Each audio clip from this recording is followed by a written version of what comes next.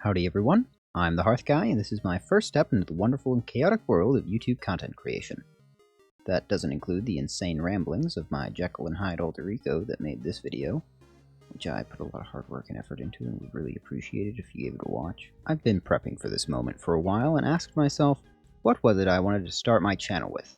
What would be my best foot forward? First impressions are important things after all. They temper our expectations, and whether we like to admit it, we often base our entire view on something or someone based on that first impression. Now where am I going with this?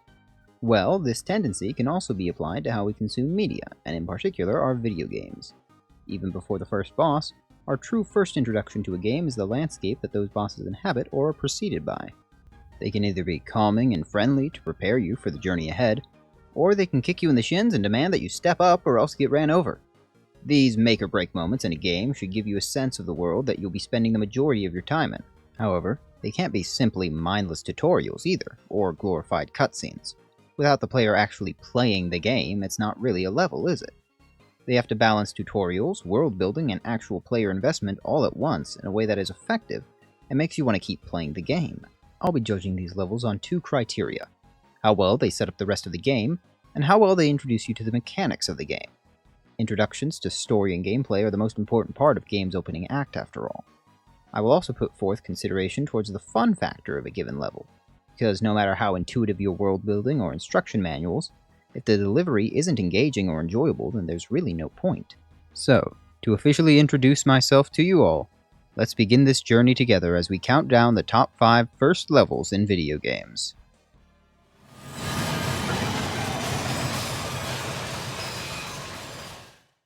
A bit of personal history for when I was a young hearth boy. The very first Xbox game I ever played was Skyrim, and it blew me away. Skyrim is not on this list. The second game I played on the Xbox was Halo Reach.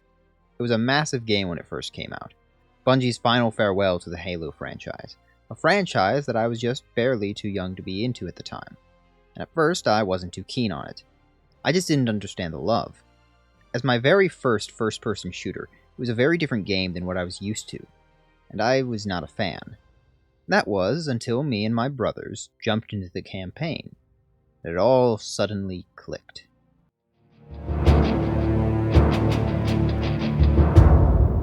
The opening moments of Reach are incredibly effective at setting tone and building tension. The slow zoom on Reach, and ultimately to Noble Six's helmet before the flashback into the events that would lead to this grim view, is chilling and striking. Quickly we meet Noble Team, and are introduced to the inciting incident. With military efficiency, we're thrown into the action with no pretenses, and naturally begin to understand each member of Noble Team, one at a time. The no-nonsense leader, Carter, the analytical lieutenant, Kat, aloof sniper, Jun, gentle giant, George, brutal assassin, Emile, and us, the silent lone wolf, Noble Six. At first, the game takes on an uneasy tone as Noble Team investigates the strange reports of violence in the countryside. An air of mystery clings over the first few minutes of the mission. There's no action yet, and the only gunfire is when you, like any normal person, shoot these discount emus. Let me tell you, that dread grows when you find soldiers brutally tortured and executed, and strange signatures begin to appear on your radar. Until suddenly, that's when the chaos and the level truly begin. In a matter of seconds, we go from a muted air of dread to a dizzying skirmish of bullets, grenades, and plasma. The moment the Covenant appeared, the level never slows down, building in momentum as we go from objective to objective, fighting back the seemingly endless hordes of Covenant. And what began as a simple investigation rapidly devolves into the precursor to one of the most tragic moments in Halo history, the fall of Reach. Across rivers and hills, saving what remains of the soldiers we were sent to find, and becoming surrounded on all sides by an alien foe that not even your forklift certification can defeat. By the end, we're facing down the alien equivalent of a samurai with a plasma sword in the dark with a shotgun. Man, does that get the blood pumping. When we at last slow down, the weight of what just occurred is finally able to sink in. Because of the excellent characterization of Noble Team up to this point, we can begin to feel the pressure of what a threat to Reach might mean. This game began a decade-long appreciation and love for Bungie and their work, and opened my eyes to the possibilities of game genres I'd never touched before, which might just be the most shocking thing about it. For someone who had never played an FPS before, This game managed to get me hook, line, and sinker, spawning a love for a variety of games I never would have touched otherwise, all because this level was just so gripping. Come again, Noble One. Did you say Covenant? Affirmative. It's the winter contingency. May God help us all. Wow, after all that talking up of Reach, number 4-1 had better be pretty good, huh? On the subject of Bungie, let me take you back. The year is 2014. The company is, of course, Bungie. After finally leaving Halo behind, they began their work on a whole new project, something they promised would be an experience unlike anything we'd ever seen before. Tension was high, people were excited, and finally, the game, Destiny, launched to the excitement of countless of Bungie's fans. And when we booted up the game for the first time, this is what we were introduced to.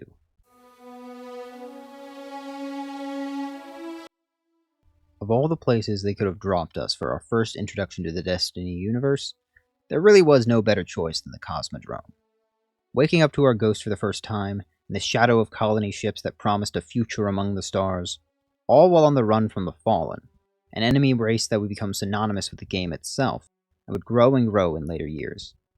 I don't think I can understate how significant this one moment was, how game-defining it was. With Ghost right alongside us and delivering to us information in a way that feels natural, we're able to prepare ourselves for the future ahead. At the time, we had no idea the wonders that Destiny had in store for us, no idea how the game would change over the next 8 years. It was just us and our Ghost, struggling to find a ship in the graveyard of humanity. And it was excellent. Quickly but effectively, we're introduced to the fundamentals of the game. Not just point and shoot, but grenades, supers, power, and special ammo. Before we ever get a glimpse of the last city, we already have all the tools we need to be a Guardian, and it's handled in the best way possible. The Cosmodrome as a location holds countless memories for longtime Destiny fans, and so, it being fully brought back into Destiny 2 was a great decision on Bungie's part, allowing players like myself to revisit our old stomping grounds and relive some old memories. Truly, the nostalgia glasses were right back on. Honestly, there's not much more to say about it. It was simple but perfectly effective, delivering the basics of Destiny seamlessly and preparing new lights to become a part of an ever-growing universe. Now, some of the original charm has been lost due to the change from D1 to D2 and the introduction of the New Light campaign, but those first few minutes are still there, preserved in Destiny because, honestly, I don't think they could do better than this.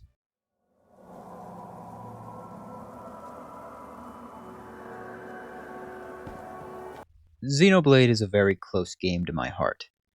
Its story is mind-melting at times, but it is in the characters, and especially the world, that all begins to come together.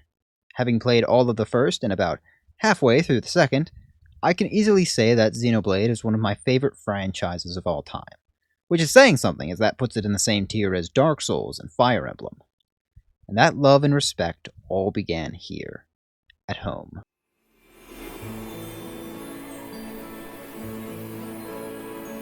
There's something to be said about peace and quiet.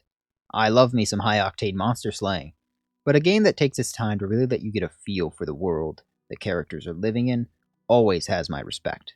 Colony 9 feels like a world unto itself, where things aren't explained to you by a narrator or characters expositing for no reason. Things happen, people react, and you learn from their reactions. The colony emanates a sense of home and security, that feeling that this will always be a place you can come back to, and, more importantly, a place to get to know the main characters, Shulk, Ryan, and Fiora, as well as what they value in the place that raised them. In terms of character introductions, this might be one of the best I've seen in video games, simply for how casual it is. There is no grand narrative at play when Ryan saves Shulk, or when Fiora and Shulk talk at the park. It's the lack of urgency that allows you to simply be in the moment that Colony 9 creates. A lack of urgency that's in stark contrast to the prologue we saw just before, luring you into a false sense of security that primes you for that one beautiful moment when the sky comes crashing down around you. The end of our time in Colony 9 is such a defining moment that I refuse to spoil it here. But needless to say, when that sense of peace and security is taken away from you, it only hits as hard as it does because you saw the quiet place that it was before. The friends you helped, the many quests that you were handed all at once, and that overwhelming sense of peace that Colony 9 was built to embody. The same kind of peace that our protagonists will be desperately wishing for more of by the time the endgame rolls around. Ugh, this game is a roller coaster. Ah, the breeze feels so good. Yeah, I'd forgotten what it feels like. Atmosphere is one of the most important tools when setting the tone for a story. Whether it's cold and depressing, chaotic and overwhelming, or simply peaceful and quiet. But of all the games I've played, few have a mastery over atmosphere quite like the Metroidvania genre of video games. Since many of these games center around exploration, loneliness, and a general feeling of being a small fish in a big pond, it's natural that a standout feature of many of these games is their atmosphere. And of all Metroidvanias, none hold a place in my heart quite like the indie darling Hollow Knight. And that sense of atmosphere is perfectly showcased in their very first area of Hollow Nest that you ever venture into.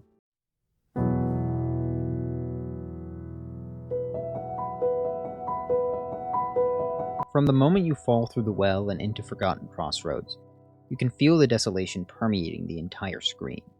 These strange bugs shambling around without thought or reason, seemingly only caring enough to throw themselves at you in the vain hope of killing you.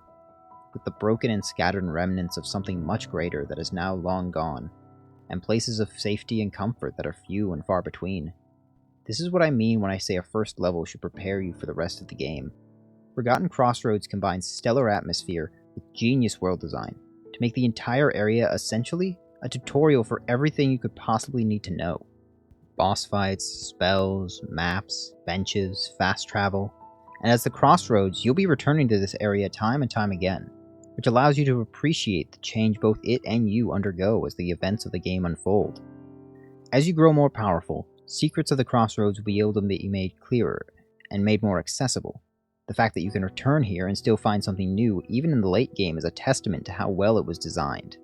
Forgotten Crossroads might just be as perfect a start to the game as you can get, but there is one that hits the same vibe even better.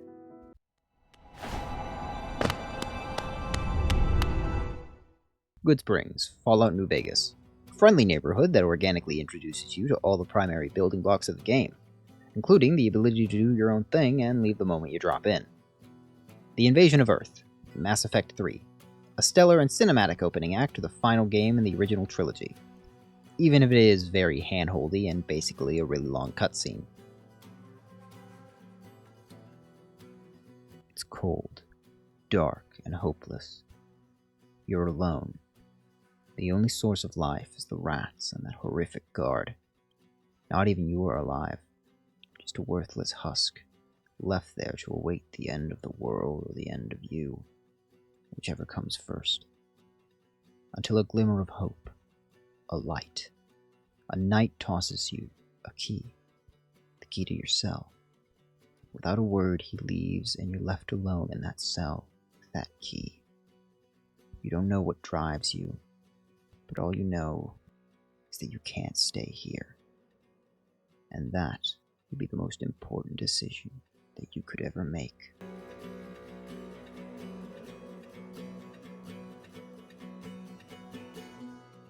Let me tell you, I love Hollow Knight, but in terms of atmosphere, nothing beats FromSoft.